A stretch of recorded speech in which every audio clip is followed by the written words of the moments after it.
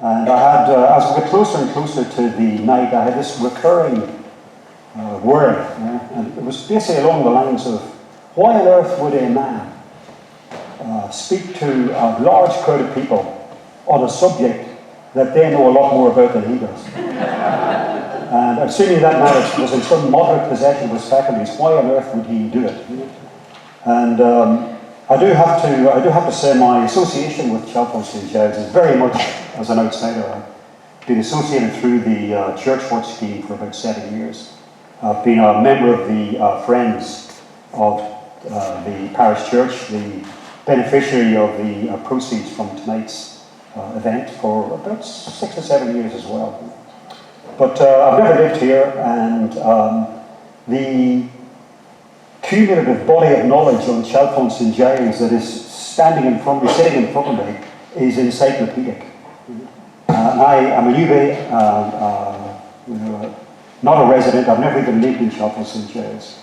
So I think it's important to frame what I'm about to say, and what I would put to you is that I am going to share with you some of the things, some of the pictures, some of the things that I've seen from Chalfont St. Giles. I'm going to give you a perspective on Chalfont St. Giles as seen through the lens of an outsider. Okay, so it's through the lens of an outsider. As we go through, I will make mistakes because I don't have the depth of knowledge. There will be mistakes of commission where I basically will say that's such and somebody will know it's not such and such, it's this. So those mistakes I would like you to correct me and condone, if you would please. There will also be mistakes of omission. And I know before we even start, there are things that I've left out that should have been included. But I would crave your indulgence. There's this much material and there's this much time. So on that basis, let's get stuck into it. Yeah? Now, history is about buildings, it's about architecture, it's about culture, it's about landscape, it's certainly about events. But for me, history is about people. People make history. And as we go through, I'm going to pick out some of the people that struck me, some of the Chalfont St. Giles people who lived here, some of them are newbies, some of them have been here for generations. But those people who struck me, and they all have one thing in common. They were people who made a difference. They came and they made a difference. And I'm going to pick those out as we go through. So we're going to start our journey in 1897. This is the cutting the sod for the creation of the Jubilee homes. And it's a very iconic picture for me. If you look at it, you can see every strata of society is actually involved in that. There's men, there's women, there's children, there's the wealthy Mrs. Stevens from the Vash, there's suited men who are professionals, there's the lowest labourers swinging a pickaxe. Yeah. But it's one word, looking at that, screams out to me, and the word is community. Chalfont St. Giles has always benefited from a real community spirit, a spirit based on compassion and can-do. And I've seen that several times in this particular picture. I've seen it in the creation of this particular hall that we're standing in now, created by local public subscription in 1925. I've seen it in the creation of the Scout Hall up on Norcott Lane. Many, many different examples of the community coming together. And I think that if you look at those men with their sleeves rolled up, that is a brilliant metaphor for me for that spirit of can-do that I've seen in Chalfont St. Giles. Now, that spirit of community, the coming together, was actually repeated on exactly the same spot 50 years later.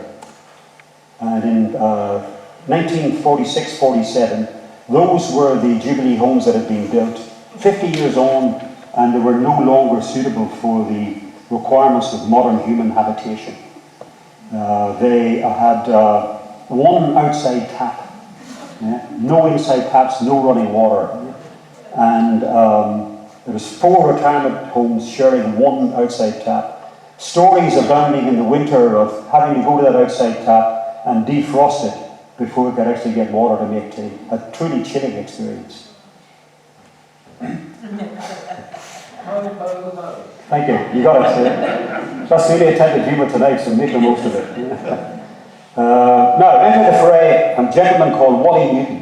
Wally came to the village in 1946. Sorry, in 1944, I beg your pardon. Very keen amateur photographer was Wally. He went around the village taking pictures. He wanted to make a difference to the Jubilee homes. And you can see here he's actually saying, the old folks' home is only one tap and it's outside. Let's give them one each. So Wally agitated to create a fund, do some fundraising and let's sort these old people's homes out. And by June 1947, an appeal was launched by the trustees of the Jubilee homes. And Wally's contribution to that was to actually create what subsequently became known as Wally's Wonder Album. And he basically took all his pictures, put them into an album, and then allowed people to rent them. They could rent the album for a night. If you wanted it for a night, the price was 1 shilling. If you wanted it for the weekend, then it would be 2 6pence. All proceeds going to the appeal. So, very, very good idea, very, very innovative. The other thing that he did was to keep a record of how much had been collected. He added a sheet, an index, to the album. And the index looked something like that. Very simple thing. It was the name of the... Why is that not coming through for it? I don't know why it's not coming through for it.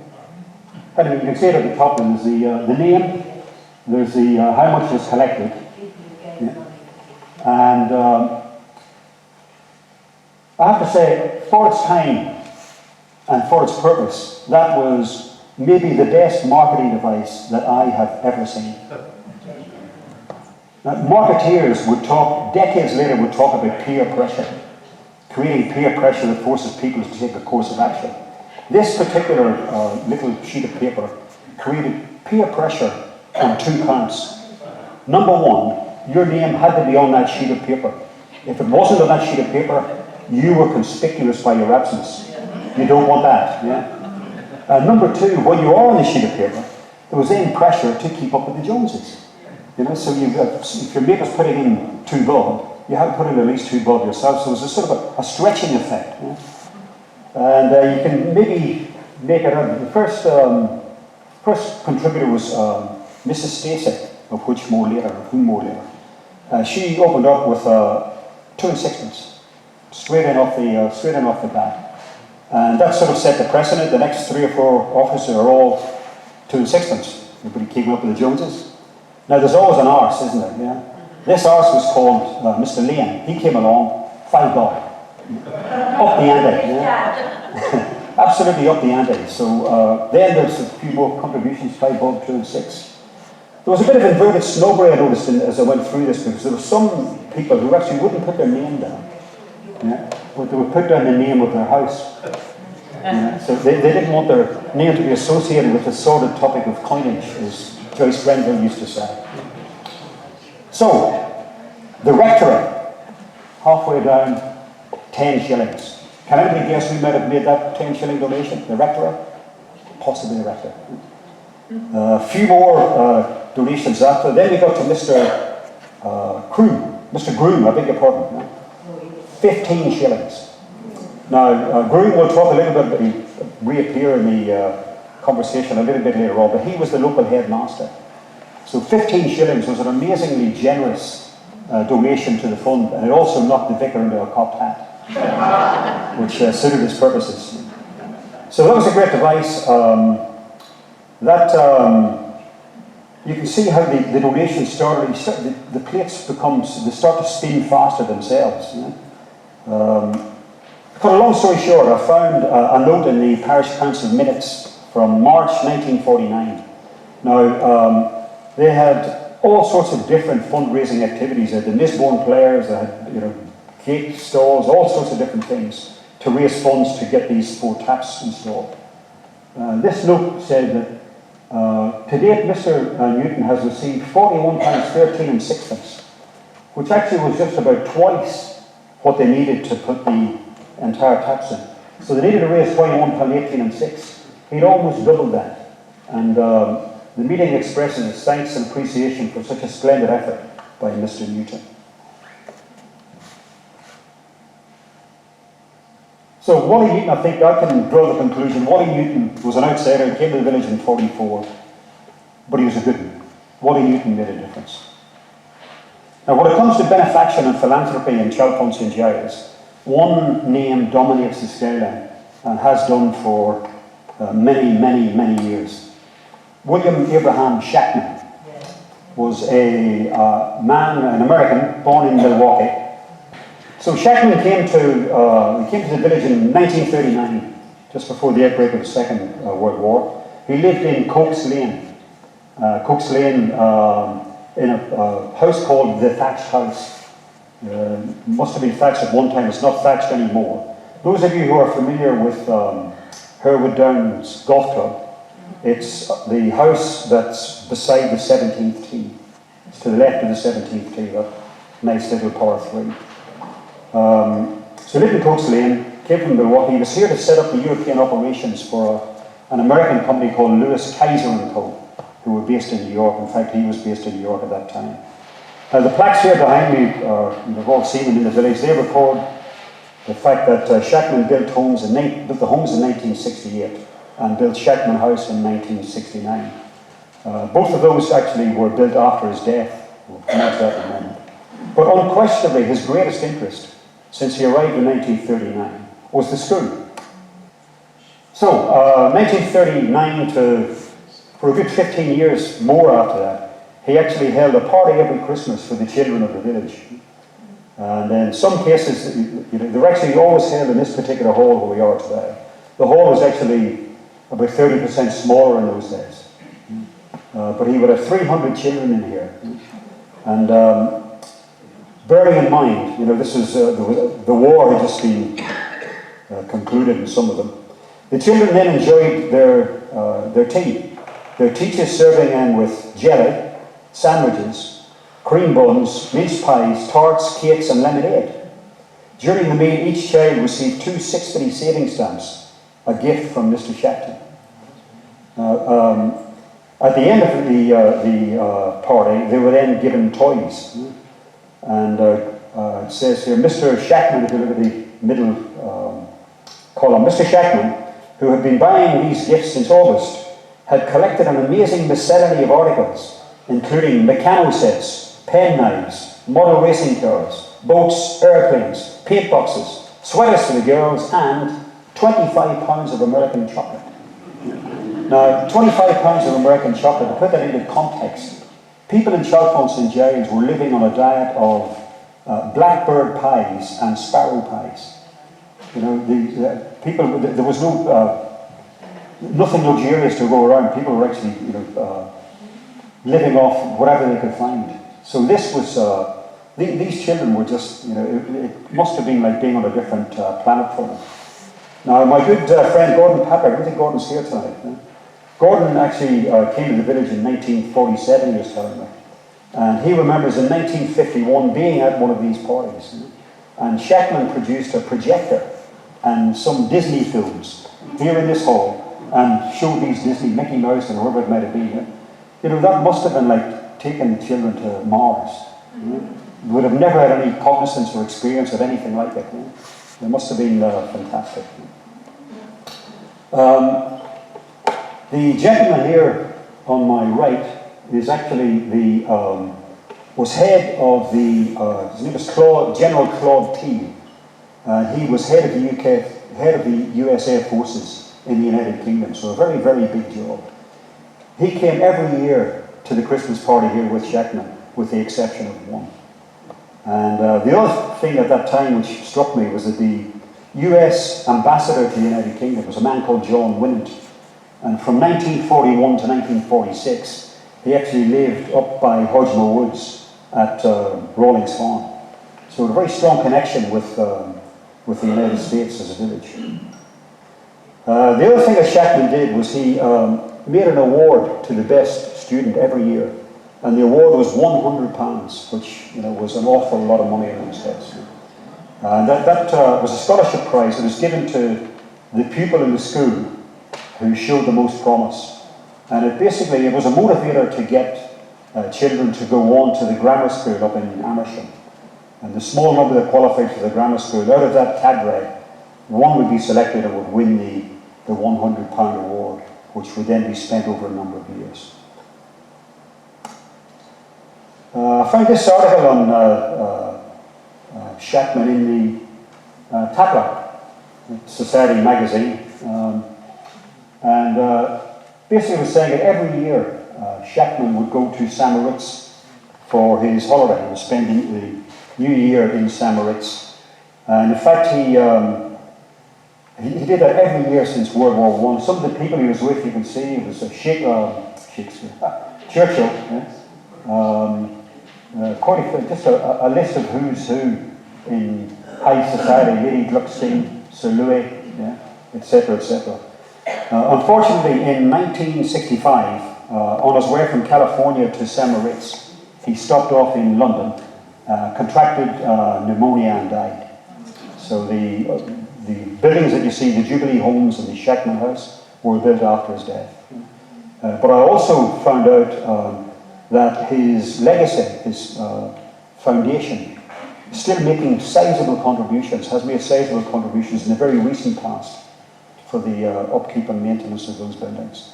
So Shackman's legacy lives on. Now, not everybody's wholly good and not everybody's wholly bad. So one of the things that I came across from Shackman, which was slightly surprising, but I guess it balances the picture, his second wife was an English girl from somewhere in the South Downs, Edna Ada. And this was a case she brought against him, a summons to appear in a court in Nevada for basically to get divorced on the grounds of extreme cruelty. So this man who was, his entire life was about largesse and philanthropy, in his private life, he could subject his wife to alleged extreme cruelty. But he made a big difference to the village, no question. So let's change gear and take a look at transport. So one of the things that has defined Chalfont St Giles has been the railways. And as the railway infrastructure made a huge contribution in the late Victorian and early 20th century to so many different places, but it missed Chalfont St Giles.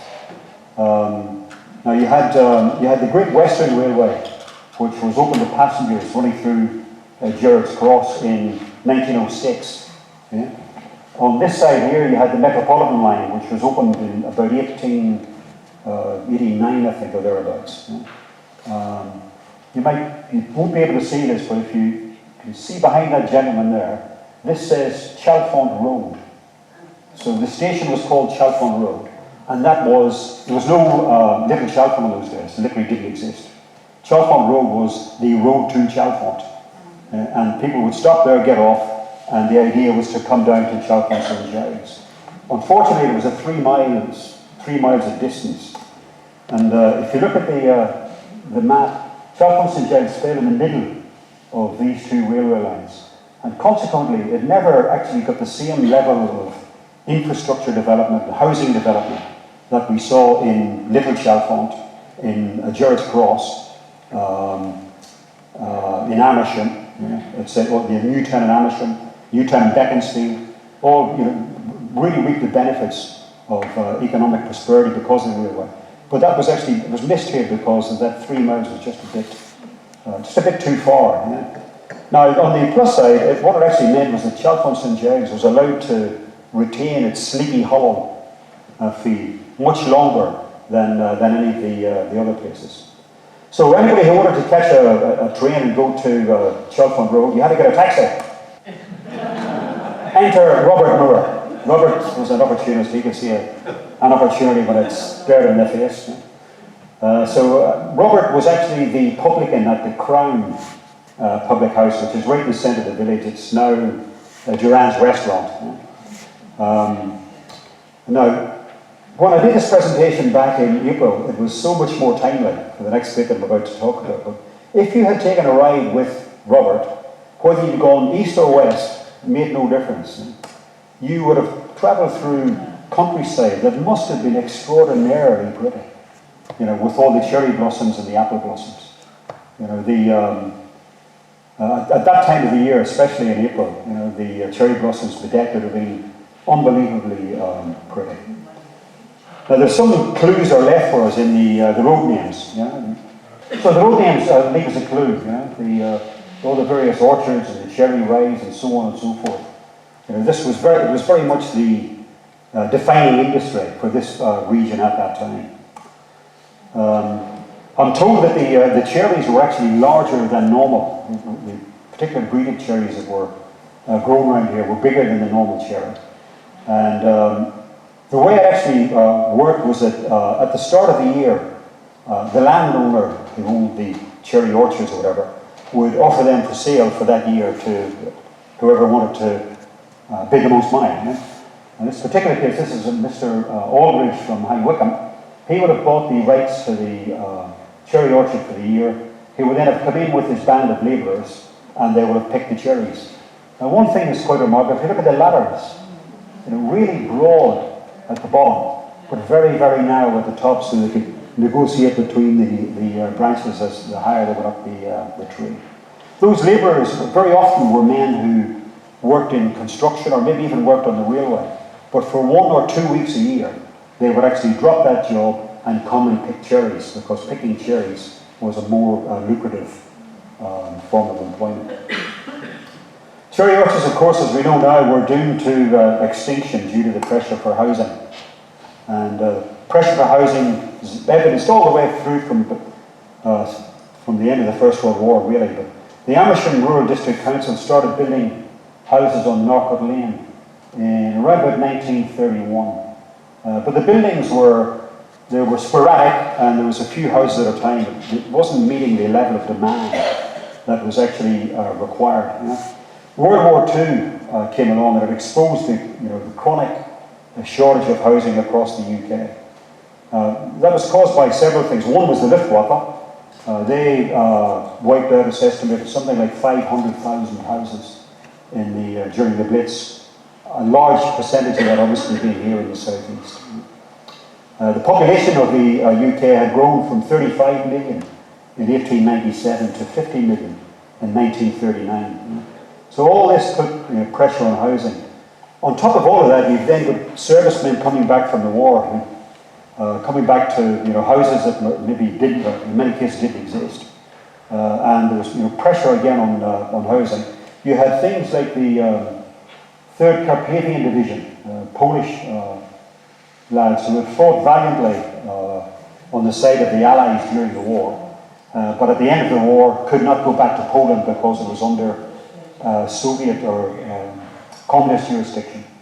So they came and lived up, we created some houses for them up in Hodgemore Woods, where they lived in a camp until as late as 1962.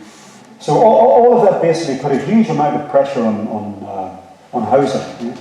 And I came across one process which I can scarcely believe, but it was something called compulsory billeting. So if you had a house, you were forced to take in lodgers, whether you liked it or not. Compulsory billeting, you had to put people up. And there's a story of a Chalfont St. Giles chap called John Mann, who shared an attic with his pregnant wife, his 3-year-old daughter, and 10 strangers, sharing an attic under a compulsory billeting order. So something had to give, and it gave in the space of the squatters moving into the prefabs in the Vash. Now, after the war, there was something like 850 army camps, prefabricated army camps, which had been used by soldiers, mostly Americans and Canadians. Although here in the Vash, there was a Highland regiment stationed there for a time as well as Reno. The army moved out in 1946, and they had no sooner got down the 413 than squatters moved in. It was a squatter invasion. There was reckoned to be 70 families with 130 children who moved in overnight at the Vash here in Chalfont St. Giles. And that was the first camp in the UK to experience the squatter invasion. That invasion was then repeated all the way across the UK, because these were men who'd given their best on the front, had come back, tried to raise a family, had nowhere to live. So they colonised these prefabricated houses. Yeah. The officers' prefabs had running water and had a stove at one end, so that was comparatively luxurious. Each family actually saved 10 shillings a week. So although they were squatting, they weren't actually trying to steal money or trying to do people out of it. It was a very contentious time. Yeah? Most of them were servicemen. The Amersham Rural District Council stepped in quite smartly and upgraded the prefabs with toilets put in running water, and they charged 15 shillings a week in rent, which was met. Those prefabs existed until about 1952 or thereabouts, when the development that we now know on Bow Street Lane provided much more suitable housing. By 1953, all the prefabs had been vacated, and the material was actually used in the construction of the youth club on Narcock Lane. Now I'm going to look at three iconic features of the village throughout this 20th century. Unfortunately, only one of them actually remains. But we'll take a look. First one is the pump. Now, in an era when few houses had running water, the pump provided water to the village. This particular shot is particularly iconic because on top of it, that was actually a gas light. Gas lighting, again from the parish records, the parish moved from gas lighting to electric lighting in 1934, and in so doing reduced its cost from £117 a year to £48 a year. So more than halved by moving from gas to electricity. There were 27 lamps like that dotted throughout the village, which provided the lighting in those cold winter months. That's the same view, but looking obviously back up Dean Way.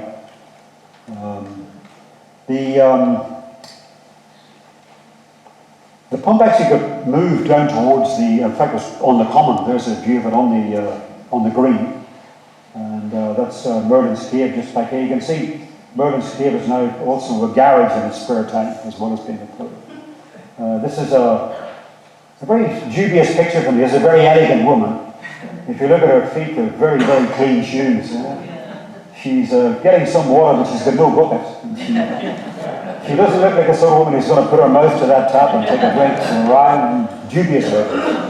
I think it could have been a pose, maybe a picture for Tatler or whatever it might have been. Right. Second thing was the old elm, and this is a picture from about 1910 or thereabouts. This particular elm was called Milton's elm because it had actually been in the village longer than John Milton. Estimated it was somewhere between 500 and 700 years old. Beautiful old tree. In the parish council minutes, it was first proposed to remove the elm in 1929, and the issue was that it reduced the traffic down the Deanway to a single file. So as motor traffic increased, that became an increasingly untenable position for our poor elm. In 1929, they voted to remove it. Reverend Fernley Whittingstall laid a counter motion and saved it. And it was a stay of execution, a short stay of execution. Its roots had actually grown through the pavement, and it had been grazed those roots had been grazed by so many bums over so many generations that it actually smoothed the roots into a very comfortable bench. And you see pictures of people come along with congregate there, sit on these roots and chew the fat. 1931 it got stripped back, quite drastically, but the issue was still the same. It was still basically cutting the main street down into a single highway. The parish council agreed to its removal finally in 1938, but highways were the prerogative of Bucks County Council. So Bucks County Council moved into swift action and removed the tree 25 years later. Around about 1962 or thereabouts, insofar as I can ascertain. Some things don't change a lot. That's Again, from the Tatler, there's a couple of comments on Milton's elm. And also this lady over here, that's Fernie Whittingstall, the Reverend's son, who married a lady who was a famous tennis player. She actually played at Wimbledon many times. She was in the top 3 in the UK. She actually was French doubles champion and French mixed doubles champion back in the day, in the 30s. So, the only survivor of my trio of iconic images from the village is the pond. And I have to say, the pond was quite a lucky survivor. It very nearly was filled in.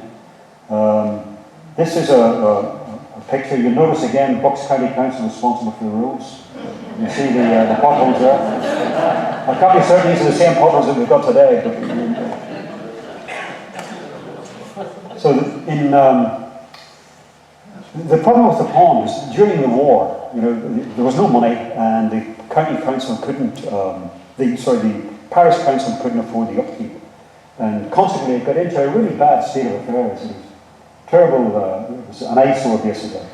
So in 1946, the parish council approved that the pond get filled in.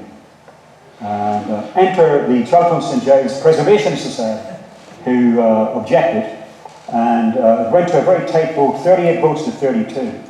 The Chalfont St Giles Preservation Society were allowed to see what they could do with it, and they transformed it in the space of a year. And they saved the pond. That's why we still have a pond today. Now, those of you can see that would be thinking that's a picture of Simpson's shop. A shop was long a fixture in the village, but it's actually not. It's a picture of Alan Armstrong's wife. This is Georgette Armstrong, yeah, waiting for the bus, yeah, and Simpson's happens to be in the background.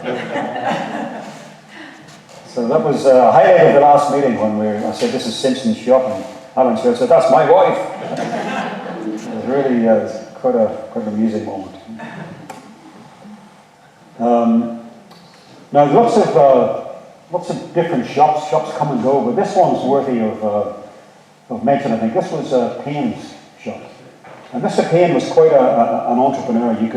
In that shop you could do everything from hire a bike, have a haircut, have a bet on the horses, or buy a new carpet, and everything else in between. And again, my gratitude to Gordon Patrick. Gordon remembers as a young boy going in to have his hair cut, and Mr. Payne would get a board out and put it across the arms of the chair, get Gordon up to the right size, then he'd start cutting his hair. And invariably, he would then say to Gordon halfway through, "I've just got something to do, I'll be back in a minute." And he would quickly whip out into Merlin's cave next door, have a swift day, and then come back in and in greater or lesser compass mentis would complete the haircut. No Gordon for that story. Charters were a local family of entrepreneurs. They took over the Elm pub in about 1914. You'll have seen this picture. We've used this extensively to promote the event. They were bakers, and they took over the Elm pub, and you'll have seen some signs maybe sometimes called Darren Bakers, D-A-R-E-N. And that was basically the Charters. Marchant's was another famous store, around for many, many years. In fact, I'm told at the last session we did here, Mrs. Marchant and her daughter turned up, and it transpires her daughter's actually pretty close to my next door neighbour. She lives about 50 yards from me. But her mother remembered she was actually, as a child, was brought up in this particular store. That was quite an interesting series of exchanges. For 100 years, this was the post office in Chalfont St Giles. It's moved around a few different places since. Couldn't go through the stores without mentioning Stacey's tea rooms. And you'll have seen, if you're walking down the village, almost opposite the pond, a little bit before, Stacey's house still exists. There's a small sign above the top saying Bakehouse since 1749 or something. So Mrs. Stacey was the landlord. She had a bakery and she had a restaurant too as well. Very, very popular back in the day, particularly with cyclists who would come out from Ruislip or wherever it was in London on a Sunday and would sample her fare. And there's also a Sunday preacher who actually was such a good preacher that he drew more custom for her as well. Right, let's change gear. Who remembers Robert Moore? Back to Robert. Yeah? Now this is a few years on. Robert is now moving up in the world. This is his express delivery service. This is basically Deliveroo comes to Chalfont St. Giles. It's one cycle, one wheel at the back, two at the front. His telephone number is 16, Chalfont St. Giles. Somebody tells me that's the same telephone number at the time as Warner the Butchers. So whether he was actually delivering for Warner's, or more likely it was a party line, so you pick up the phone, somebody says, oh, what are they talking about? The exchange was installed in 1910, so this can be dated to sometime after that.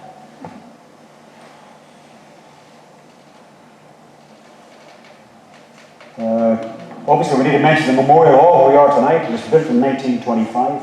Back to the spirit of Chalfont St. Giles. It was built by public subscription, and it was built to commemorate those men who'd lost their lives during the First World War. I understand there are about 54 men who were killed in the First World War who were associated with the village.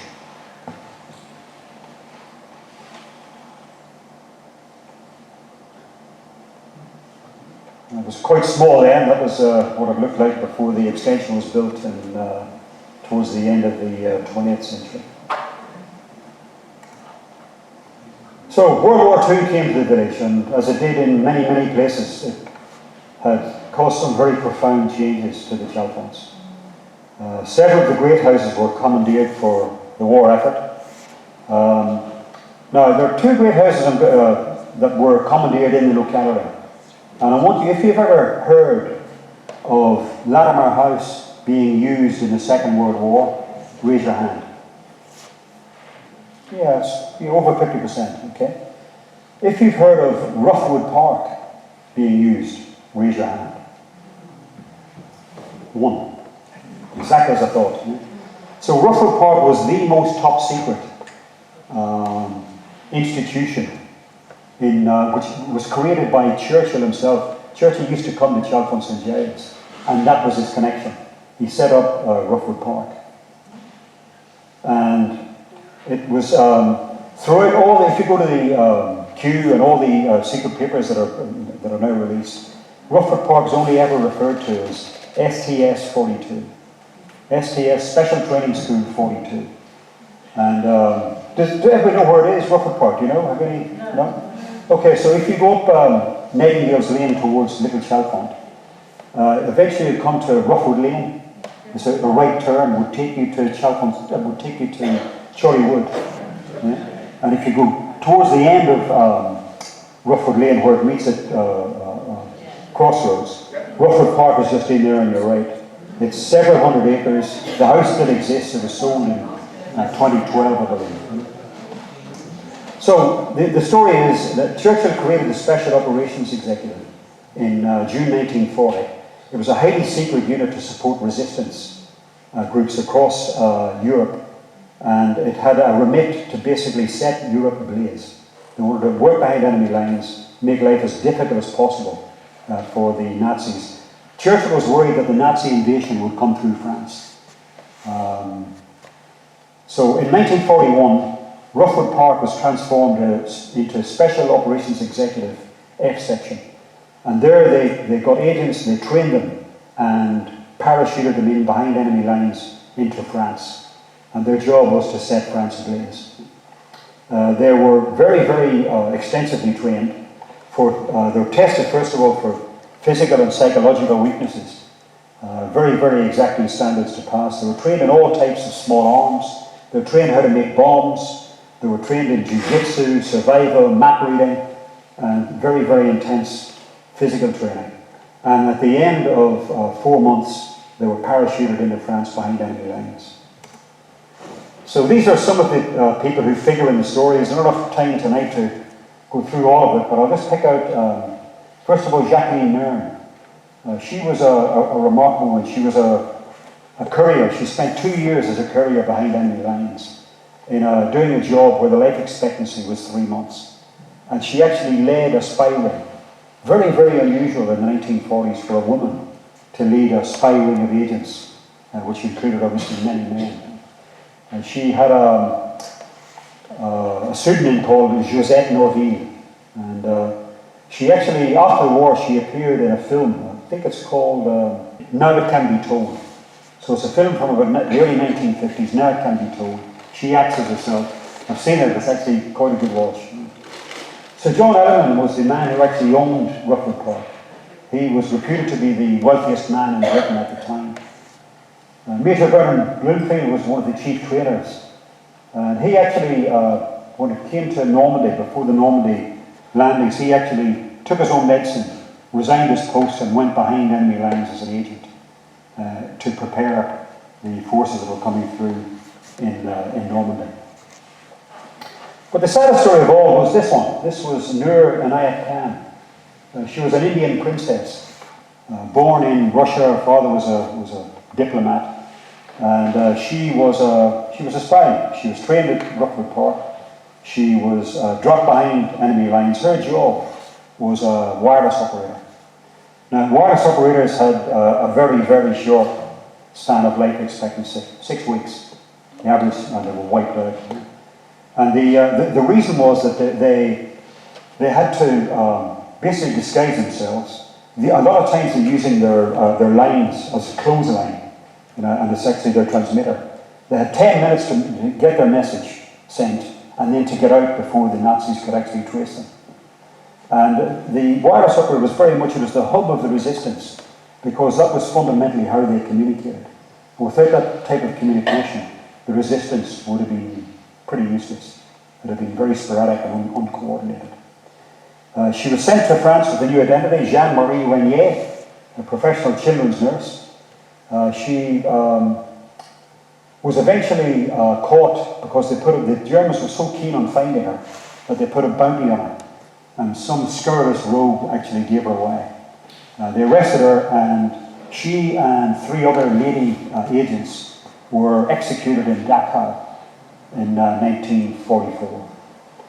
A much more recent film, which I watched recently, and again I commend to your attention, 2019, a film called A Call to Spy, tells the story of Nur Khan. Oh, must not forget Giles Army.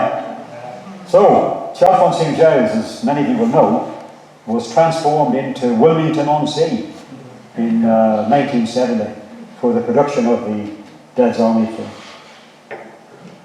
I love this particular shot of Warner's The Butchers and Clive Dunn. It's a great shot. I mentioned I look after I'm involved in the Church Watch program with Mara, and there's quite a few of us here who get involved. But it was last year, I wasn't on duty, it might have been Sylvia, I'm not sure.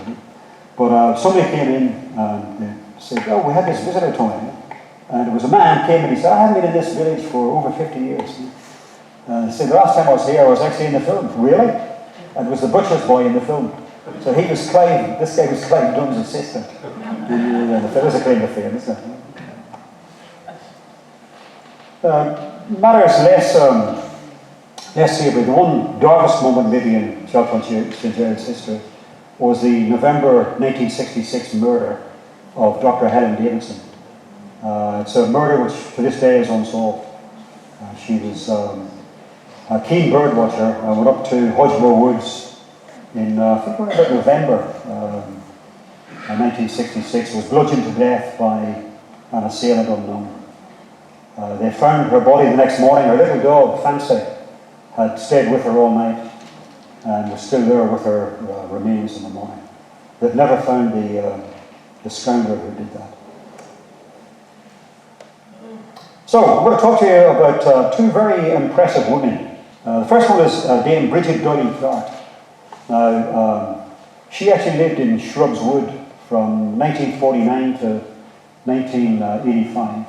her grandfather was Richard Doyley-Cart, who formed the Doyley-Cart Opera Company. He actually brought Gilbert and Sullivan together and produced many of their operettas, which were shown through the Savoy Hotel and Theatre, which the family owned. Dame Bridget Doyley-Cart actually managed the Savoy Hotel and Theatre for something like 40 years. I think that's her house, very Art Deco, and I think that house is still there, although I can't say I've actually seen it myself. I'm told it's still there. Right, the Honourable Dorothy Paget. Now here was a fearsome woman, let me tell you. She lived in Hermit's Wood. It's a very impressive house here. It was actually destroyed, or it was demolished in 2006 and replaced with some very chic flats. Her passion was speed and racehorses. So this is possibly the greatest jump horse that there's ever been, including Oracle. For an Irishman to say that is something. This is Golden Miller, and it actually won 5 Cheltenham Gold Cups, and it also won the Grand National in 1934. And this was her horse, 100% owned by the Honourable Dorothy Paget. She was the Queen of the Sport of Kings. She also, in the 50s, had a horse which won the Derby, so she could win over the jumps, she could win the flat. She was thought to be the wealthiest woman in the United Kingdom. She was obsessed with speed, and apparently could often be seen terracing down Nightingale's Lane, taking the turn at the Pheasant on 2 wheels and heading off to London or Uxbridge or wherever she was in a hurry to get to. She was quite a character. She was expelled from 6 boarding schools. In fact, all 6 that she attended, she got expelled from. She was very reclusive. She was nocturnal. So she would sleep during the day and then work during the night. But she was a lady who knew what she wanted, and she was a lady who got what she wanted. So her gardener would only mow the lawn after dark for fear of waking her up if he did it during the day. She surrounded herself with an army of secretaries and assistants, and the love of her life was a man called Sir Tim Birkin. He was the sort of the Sterling Moss of his era. He was one of these very dashing racing drivers. She had an affair with Sir Tim, and she bankrolled his racing team. Sadly, he was tragically killed. And she basically, I don't know, but looking back on it, it seems to me she never recovered. She let her weight go. She was over 20 stone in weight when she actually died. She died a comparatively young woman. She was a very, very big gambler. And she actually would call William Hill in the middle of the night to place bets. And William Hill, there was no sort of call centres or anything like it in this day, but because she was such a good customer and obviously bet so heavily, William Hill maintained a telephone number throughout the night that she could call anytime she wanted and place her bets. We're covering this last time, and somebody then chipped in that apparently the local switchboard would actually listen into these calls as well. So whatever she was betting, there would be down to the bookies with half the chocolates and jelly sage the next day to get on the bet. Her main trainer was Fred Darling, who was an absolutely renowned trainer at the time. The story goes one particular time, she had this horse. She'd obviously put quite a sizable wager on it, her horse. It had run like a dog. Didn't finish anywhere in the first 3. Had been ridden by the champion jockey at the time, Sir Gordon Richards. Again, a very renowned jockey. She came steaming into the parade ring, saw Richards, said, "Horse Darling!" And Richard sounded Darling, of course. And Gordon Richards said, if he's got any sense, he's probably behind the stand cutting his throat. She had another story where she would ring Darling in the middle of the night. One particular night, Darling had enough. So he decided, I'm going to disconnect the phone, that'll fix it, get a night's sleep. She sent one of her secretaries round in the middle of the night, reconnected the phone. And the next thing, beep, beep, it's me. So she was quite a she died in 1960, intestate, having left 80 million sterling. So 80 million sterling in 1960, it's hard to calculate how much that's worth today. Obviously a a king's ransom. So very quickly, I came across 13 pubs during the history of Giles in the 20th century. That's the Feathers. The Fox and Hounds is no longer, but we know where it is. It's just around the corner. There was Merlin's Cave, which is still going strong. The Pheasant is no more. Note the telephone box to the right of the Pheasant there. You can maybe just make it out. Yeah, again, a signal of a bygone era. Milton's Head, we know where that is, across from Milton's Cottage, now a restaurant, Indian restaurant, I believe. The Crown.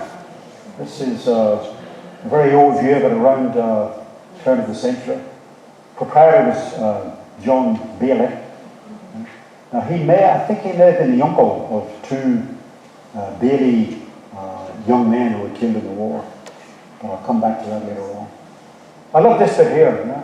Moderate charges. There's a different type of marketing in those days. You know? You see that today. No, charges are moderate.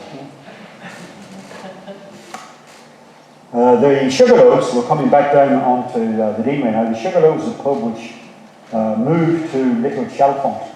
I think today it's probably the Metropolitan in Little Chalfont. Then there was a pub next door to it called the Elm Tree. That actually closed down in about 1917. But if you look over here, I mentioned the roots of the elm tree, and you can see these kids sitting on those roots which were very comfortable, as comfortable as a bench. That's the White Hart from around about 1900, and if we go further up, it hasn't, I guess it has, yeah. That's the White Hart. If we go further up to Three Households, that's Uncle Tom's Cabin.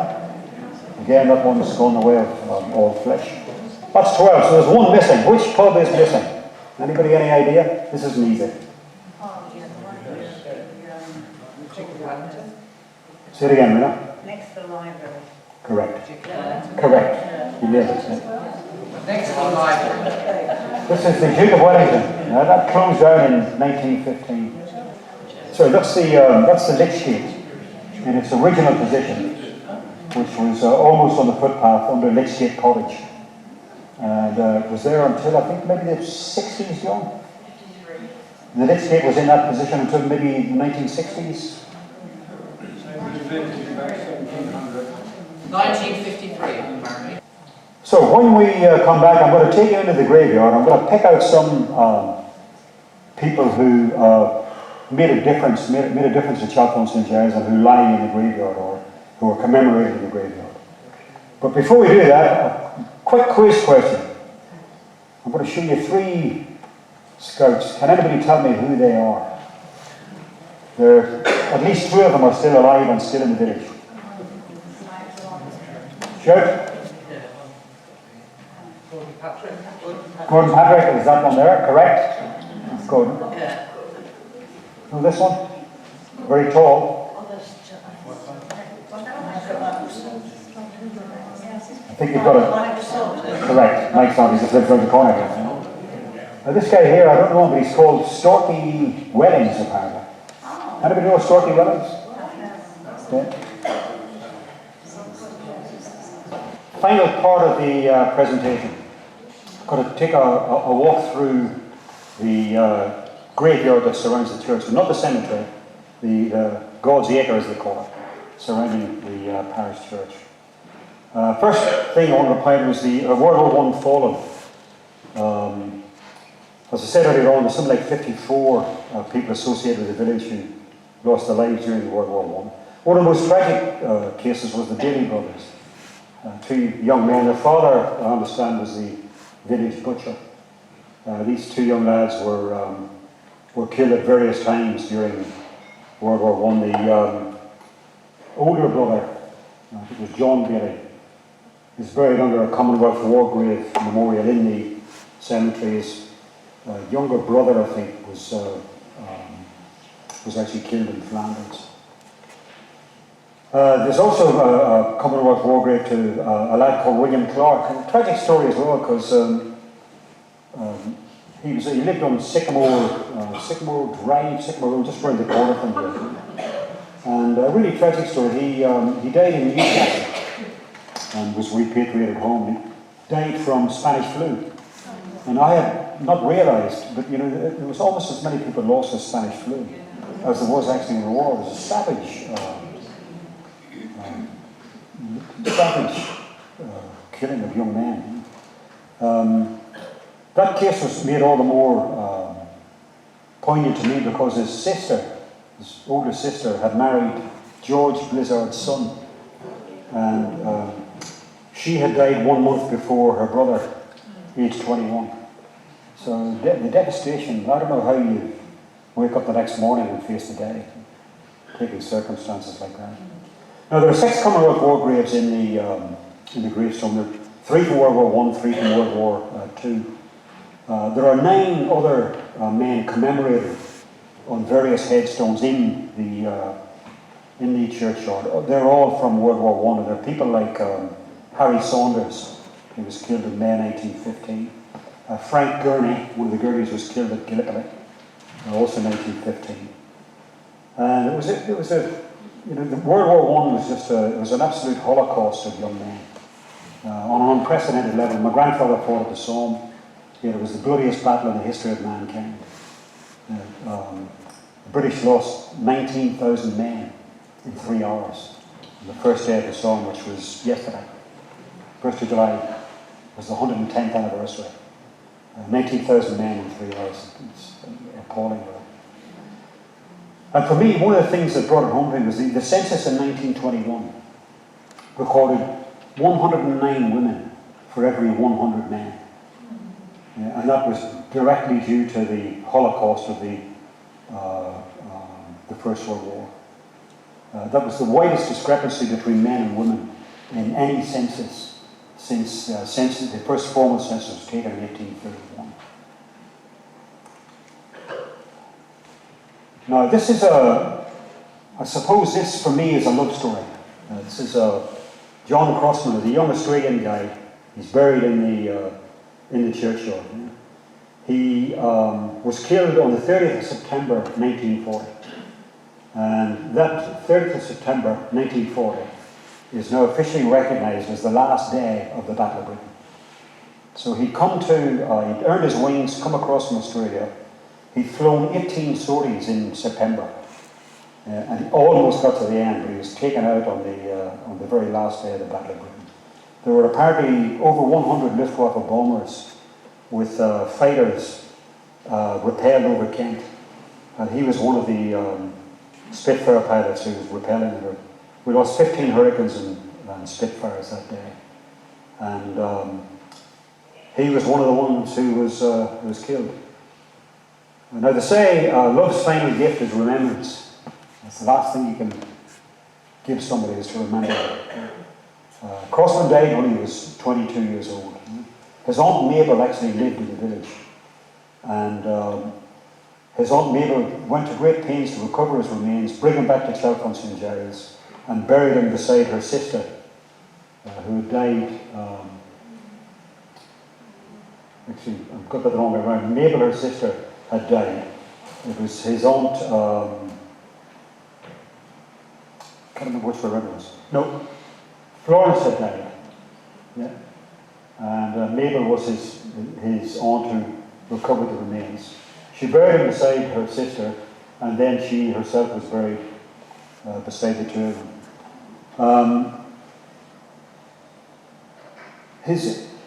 He had a fiancée, 22 years old. He's an Australian, yeah? He had a fiancée who I think lived in Sydney.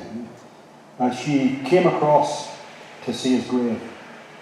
And she came across every year for over 50 years. And she was here in 1991. She actually left a note. I've not been able to track this note down yet. I'm still looking for it. But she left a note explaining, what her feeling to this guy was and why she kept coming. But this was it was a love story, yeah, on so many different grounds. The love for his sweetheart for him, the love of his aunt for him, and a young man tragically lost. On the bottom of his grave there, you can see, you won't be able to see it, you'll have to take my word for it, but it says, "One of the few to whom so much is owed by so many." So that was John Crossman. Also commemorated in the church is Captain John Grayburn. Greyburn lived at Roughwood Farm. His mother, after the war, moved in closer to Chalfont St. Giles. She actually lived on Mill Lane in a house called Green Tiles. Lived there until well into the 1960s. Greyburn was was a platoon commander, so he had about 200 and 250 men at his disposal. It was a parachute regiment. They parachuted him into Arnhem, 7 miles from Arnhem as it transpired, with orders to fight your way to the bridge and then take the bridge and hold it until our infantry and tanks come through. He did his part of the bargain. He fought his way through to Arnhem. He took the bridge, and there's an interesting book, The Devil's Bridge, which tells the story. He held the bridge for over 2 days, was wounded 3 times and eventually killed. He is Chalfont St. Giles lad, one of our own, as I say, lived in Roughwood Lane on the Roughwood Farm. HMS Exmouth was torpedoed in January 1940. All hands lost, 188 men killed in an instant. One of them was Charlie Hawkins from the Vash. His family owned the Vash. He lost his life on the Exmouth. So, let me just change gear a little bit and talk about Harry Golombek. Harry Golombek has he's not actually buried in the graveyard, but he has a seat just adjacent to the door at the south porch. It says, Harry Golombek, chess codebreaker, chess correspondent and writer. He was actually a British chess champion. 3 years, 1947, 1949, 1955. He wrote a chess column for the Times. He was an author, wrote several books. And perhaps more infamously, as a man who's tried to write a book or two myself, he actually was a critic, an author's critic. I'm not sure he's the sort of guy I would ever have approached to criticise my book, but I'm going to give you a couple of his critiques. Number 1, this, and I'm quoting, this is a work of staggering mediocrity, redeemed only by the fact that it ends. And then he reviewed a chess book. The author has a fine grasp of the English language, which he uses to conceal his lack of understanding of chess.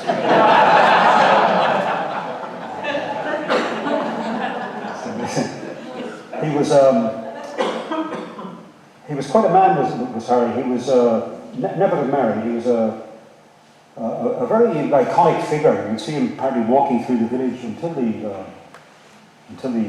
comparatively recently, the 1990s. Always carrying a plastic shopping bag for whatever reason. And he, quite eccentric, he had worked at Bletchley Park, and he'd worked at Bletchley Park with Alan Turing in the same hut as Turing. And apparently the story goes they would play chess together to relax. Now Turing, pretty bright guy, he was nobody's slouch. But Golombek would play Turing at chess, and he would remove his queen before he started. And he would then beat Turing without a queen. And I'm not a great chess player, but I can't imagine how you could win a game of chess starting without a queen. It's almost incredible. Right, so here we have Bertram Mills. Bertram Mills lived in Pollard's Wood. He is buried in the graveyard. There he's seen with the old Barclay Hunt. This one is around the village. This one is up at Pollard's Wood where he lived. He's buried in the churchyard, as I've said. For many years, over 40 years, he ran the Bertram Mills International Circus, which would appear at Olympia every Christmas. His father actually owned a farm in Chalfont St. Giles, so very much a local guy. His father invented, he was also an undertaker as well as a coach builder. He invented the hearse with glass sides. It's a patent and an invention to Bertram Mills' father. Bertram Mills himself, when he was a young lad, 16, as an apprentice, drove a coach and four between London and Oxford at age 16. The horse is very much in his blood all the way through his life.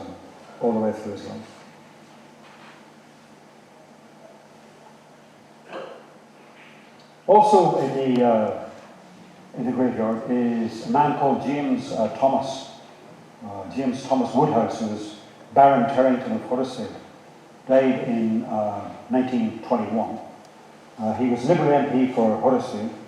Like Alan Armstrong and myself, he had a connection with Hull. I went to university in Hull. Alan was born and raised in East Hull. This guy was actually mayor of Hull at one time. Now, he never actually made Prime Minister, which is unusual for a mayor of a northern city not to be Prime Minister. There's that more there. He was mayor in 1885, and then he was given a hereditary peerage in 1918. He had a stellar career. He was chairman of Railway and Canal Traffic Commissioner from 1906 to 1921. And also he was chairman of the Losses under the Defence of the Realm Commission for 6 years during the course of the First World War. So that position, losses were actually repaid to people who had suffered damage to property during the First World War. No losses of the same magnitude paid to people who lost people. His daughter-in-law was also quite famous. His daughter-in-law was Vera Woodhouse, who was one of the first female MPs elected to Westminster in 1923. They were re-elected that year in their election. And they followed Lady Astor, who was the first ever woman to be elected to the... Sorry, she wasn't. She was the first ever woman to take her seat in the House of Commons. The first woman to be elected in the House of Commons was Countess Markievicz, an Irish woman who couldn't take her seat because she was in jail in Dublin at the time. She was also Sinn Féin, and Sinn Féin to this day have never taken a seat in Westminster. So, Lord Ritchie of Dundee, he Conservative MP for 32 years. Made it to Home Secretary in 1902. Actually became Chancellor of the Exchequer in 1903.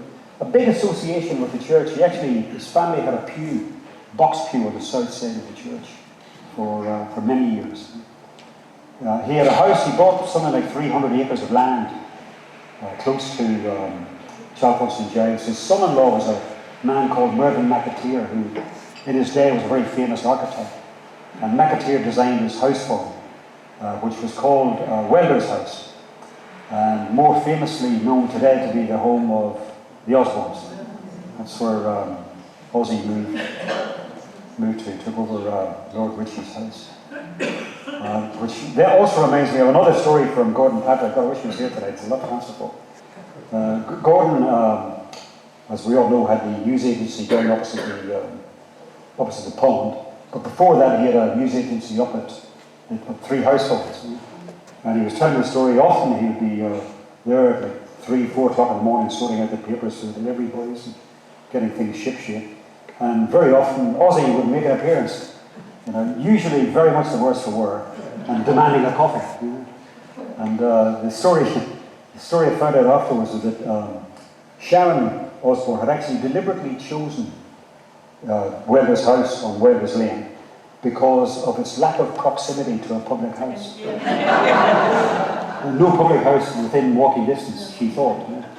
And that reminded me of a famous story of Ozzy, who, in one attempt to foil his drunken excesses, Sharon had left the hotel, but had taken the precaution of taking all Ozzy's clothes with her, so he couldn't possibly leave the bedroom. She came back a couple of hours later and to her absolutely aghast, saw him standing in the bar, holding court, drinking like a fish, and wearing her clothes. This is a man not to be denied. Right, I'm going to finish with, I said history's about people, people make history. And my own particular favourite is one of your own. It's a man who, born, raised, lived all his life in Chalfont St. Giles. He's buried in the graveyard. He died in 1944.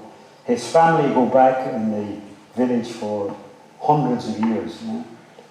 The tome on cricketing described him as one of the finest bowlers that the game of cricket has ever seen. He topped the bowling averages for 5 seasons. Get on to the next slide. This is bringing it there as well. He took over 3,000 wickets for Middlesex and for England.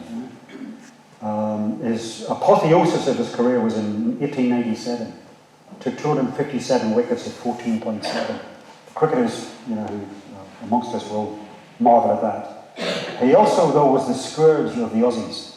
He saved his absolute best for when the Australians came to town. And in that particular year, he took 56 Aussie wickets at an average of just over 13. One of his best spells, you can't really say it very well, there's 17 overs, 13 maidens, 6 for 8 against the Australians. I mean, this is against the, probably the best cricketing team in the world. All that said, he still to this day holds a unique record in Test match history. Who knows what it is? Any cricketers amongst us? No? You already know Valentine. He's the only bowler ever to have taken a hat-trick against Australia in a Test match in England, which is a remarkable feat. That's a picture of him here. This big fellow you probably know is W.G. Grace, legendary batsman. There were 45 Test hat-tricks in the entire history of Test cricket. There's only been 45 hat-tricks. Englishmen have taken, I should know the answer to this, about 15 of them or something, I think. Is that about right? Stuart Broad has taken a couple. Darren Gough famously took a hat-trick against the Aussies, but that was in Australia. And as I say, the only English bowler ever to take a hat-trick against the Aussies in England is J.T. Hearn. And he's lying in a very unkempt grave in the graveyard, which is something that I'm determined to do something about. I've approached Middlesex and I'll go and stick my nose in again until we get something done about it.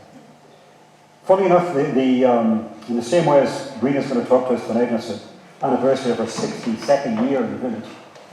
When I gave this presentation back on the 17th of April, it was actually the anniversary of J.T. Hearn's death. He died on the 17th of April. So it was very, very poignant. Just finishing off, what we've been talking to you about has been pretty much a waltz through pictorial history, which essentially defines it as the 20th century. More recently, the rector, Dan Beasley, was doing some tidying up in the church, and he found a little book, and he said, "Yeah, I think you're interested in this, Tony." And he handed it to me. It was the marriages of Chalfont St. Giles from 1584 to 1812. And here it is, the man, the woman, the date, every marriage that's ever been. It made me wonder if there might be an appetite amongst you people to have maybe at some date way off in the future, a wider discussion about the history of Chalfont St. Giles beyond the 20th century. So I'm going further back. If there's an appetite, let me know, and we'll see what we can do. The other thing I'm going to finish on really is I have just launched a group on LinkedIn, and there are no members yet. I'm inviting people who want to share stories, pictures, artifacts on the Chalfonts to join the group, and let's see if we can actually use it as a fulcrum to capture stories and to capture some history. Very conscious, as we all get older, unless we start capturing these stories and these people, we will take them to the grave with us.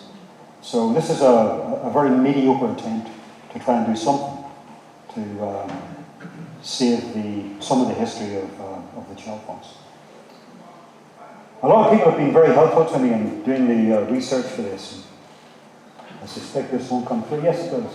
So these are just some of them who've gone out of their way to make a contribution.